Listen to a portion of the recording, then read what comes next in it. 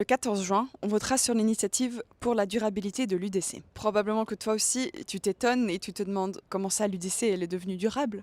On s'est posé la même question et on a passé en revue les votations populaires des 10 dernières années qui avaient un lien avec la durabilité. Et sans surprise, l'UDC n'a jamais défendu la durabilité. Et voilà 3 bons exemples. Premièrement, la loi climat. Il y a bientôt 3 ans, 60% de la population suisse a dit oui à une protection du climat plus ambitieuse et plus efficace. Grâce à ce oui clair, l'objectif d'atteindre la neutralité carbone en 2050 a été enfin inscrit dans la loi. Il n'y a qu'un parti qui s'y est opposé et je vous laisse deviner lequel. Petite info au passage, étonnamment, la loi climat semble quand même avoir inspiré l'UDC parce qu'actuellement, leur slogan ressemble à celui qu'on a utilisé nous pour la loi climat. Sauf que, au niveau du contenu, malheureusement, cette initiative n'apporte toujours rien au climat. Deuxièmement, la loi sur l'électricité. C'était une autre avancée importante pour plus d'indépendance des énergies fossiles. En 2024, avec la loi sur l'électricité, on a eu concrètement l'occasion de faire avancer les énergies renouvelables. Mais une fois de plus, c'est l'UDC qui s'est opposé à un développement plus rapide de l'éolien, du solaire et de l'hydraulique. Troisièmement, le référendum contre l'extension des autoroutes. La même année, lorsqu'il a été question d'élargir des autoroutes et d'en construire des nouvelles sur des terrains verts,